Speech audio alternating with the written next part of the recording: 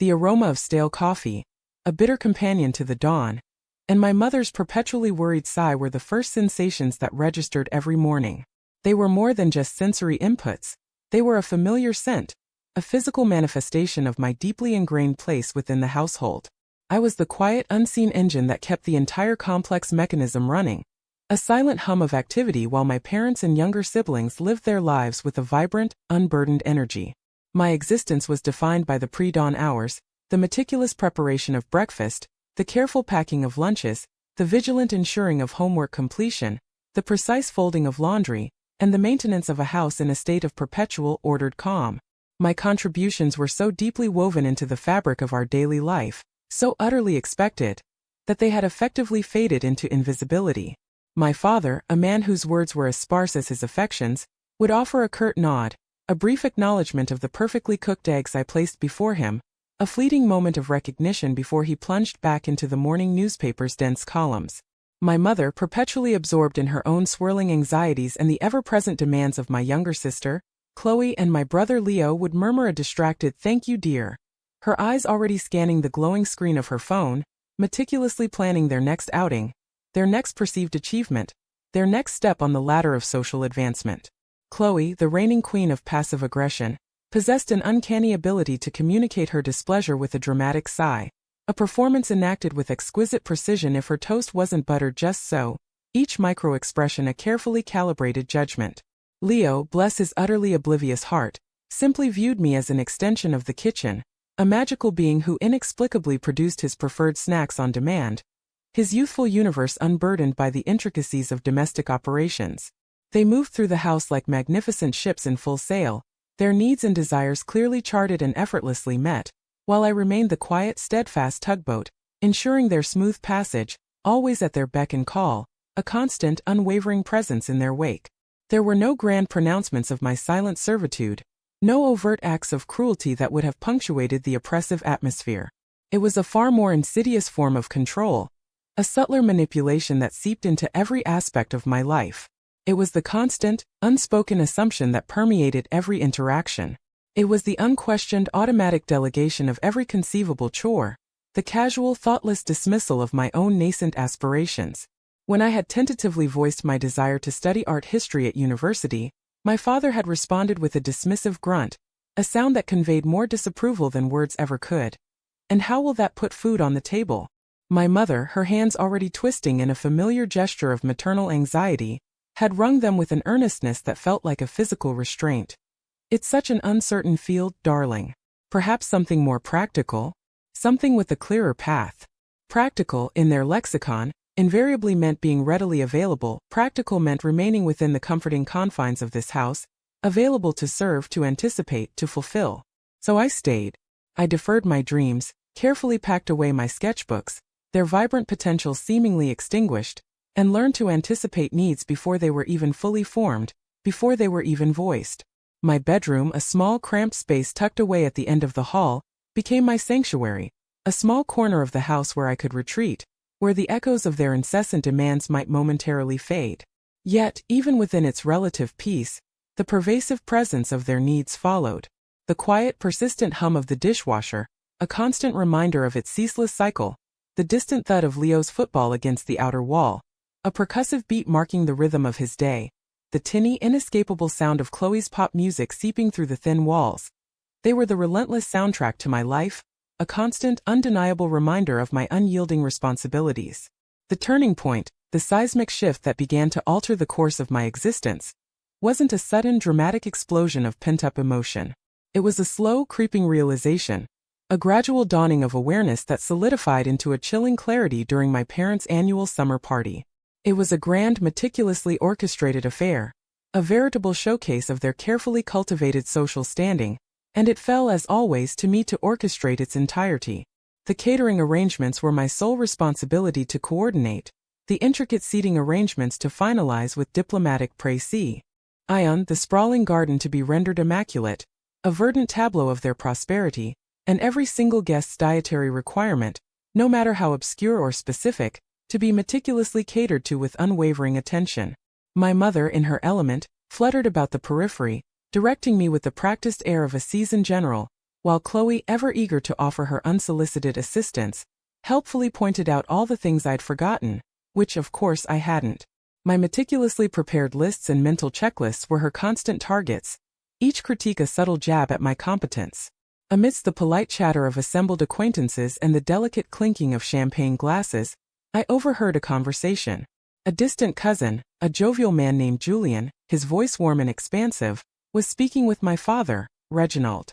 "She's such a treasure, your daughter," Julian remarked, his voice carrying clearly across the manicured lawn, a surprising compliment in the otherwise reserved atmosphere. "So capable. Always there, keeping things running so smoothly. It must be a tremendous relief for you both, knowing she's so dependable." My father chuckled, a rare, almost unfamiliar sound, a sound I had rarely, if ever, heard directed at me. "Indeed," he responded, his voice laced with a complacency that stung. "She's always been a great help. Our little rock." The words, so earnestly intended as praise, landed with the jarring finality of stones. Little rock. Not a daughter with her own burgeoning dreams.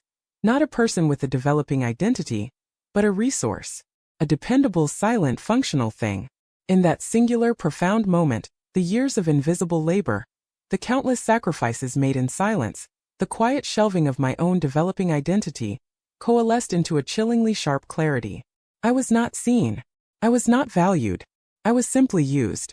Later that evening, as I meticulously cleared away the remnants of the feast, my mother approached, a half-empty glass of champagne cradled in her hand, her eyes still scanning the remaining lingering guests. "You've done wonderfully, darling," she said, her voice a soft murmur, her gaze distant, already elsewhere. "Just the way I like it. Everything so effortless." Effortless. The word echoed Julian's sentiment, a cruel irony that amplified the hollowness within me.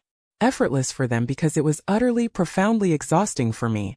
The following week, an unexpected letter arrived, its cream-colored envelope a stark contrast to the usual utilitarian mail. It was from my maternal grandmother's side of the family, a branch of the family tree I rarely interacted with, a lineage shrouded in a certain elegant distance. They were an old, somewhat eccentric, but undeniably distinguished line, possessing a scattering of aristocratic titles and a well-earned reputation for eccentric patronage of the arts. The letter itself was from my great-uncle, Lord Ashworth, a man I had met only once years ago, a wizened gentleman with surprisingly sharp, twinkling eyes and a wit that belied his advanced age. He had apparently taken a peculiar, unexpected interest in my brief childhood attempts at sketching, a fleeting phase that had been swiftly overshadowed by my domestic duties. He was planning a visit, the letter explained, and had specifically requested that I join him for tea. It was framed as an invitation, not a summons, but the inherent formality of it, the polite mention of his distinguished title, felt like a much-needed breath of fresh air in the stifling, suffocating atmosphere of my home. I accepted, of course, the prospect filling me with a nervous anticipation. When Lord Ashworth finally arrived, he was greeted, as expected, with the usual flurry of frantic activity. My mother, eager to impress, fussed over him with an almost desperate intensity, directing my father to fetch his preferred armchair, ensuring the finest, most delicate china was brought out, and overseeing the precise arrangement of the tea tray. Chloe, sensing a potential opportunity for social gain, hovered nearby, her practiced charm ready to be deployed, her eyes assessing the situation for any advantage. The tea itself was for the most part a strained affair. My parents engaged in stilted, polite conversation, their efforts clearly focused on steering the discussion towards their own perceived accomplishments, their social standing, their carefully curated public image.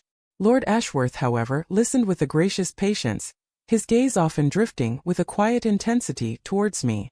He asked about my interests, not in a perfunctory, polite manner, but with a genuine, almost surprising curiosity that disarmed me. He noticed the slight, almost imperceptible tremor in my hands as I poured his tea, the unconscious way I instinctively moved to clear a stray crumb from the polished mahogany table. "You seem to have a rather dedicated role in this household, my dear," he observed, his voice soft but carrying a quiet, significant weight. My mother, quick to interject and reassert the established narrative, jumped in, her tone overly bright. "Oh, she's just so helpful. We simply couldn't manage without her. She's always been our little treasure." Lord Ashworth offered a small, almost imperceptible smile, a subtle acknowledgement that he understood more than he let on. He then turned his attention, his gaze now more direct, to my father.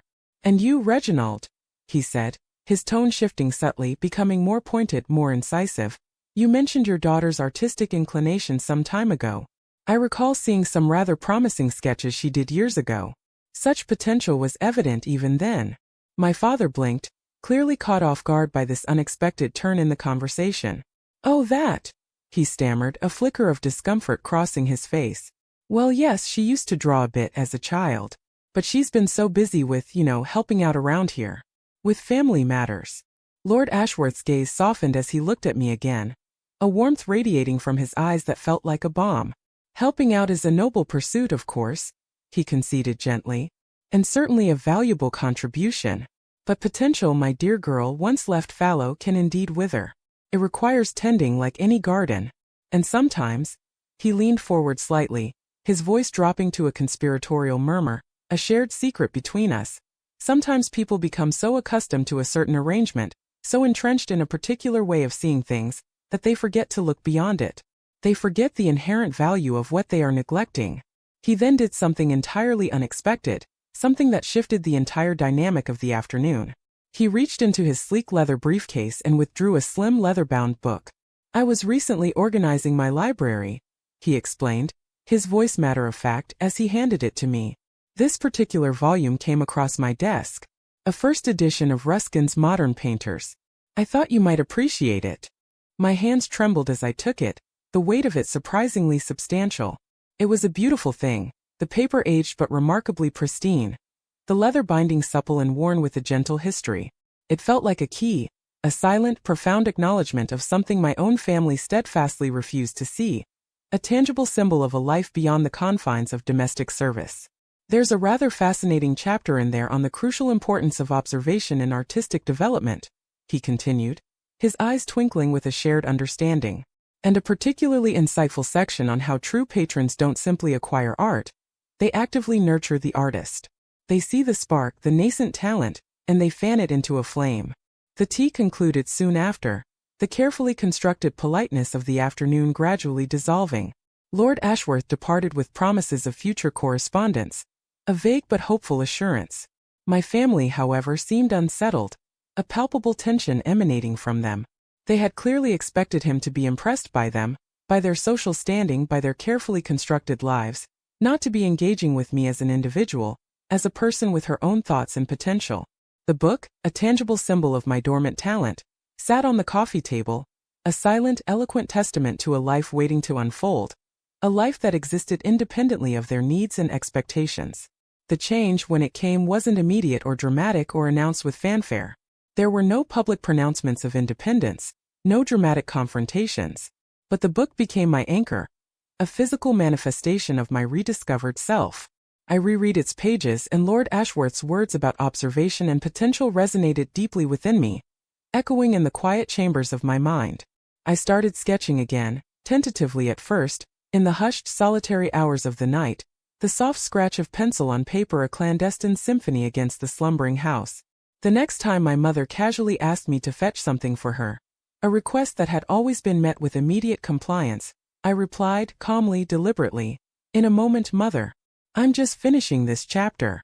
It was a small act of defiance, a tiny ripple in the placid surface of our domestic routine, but it was unequivocally mine. She looked at me, surprised, her brow furrowed, then a flicker of annoyance crossed her face, as if I had suddenly developed an inconvenient will of my own.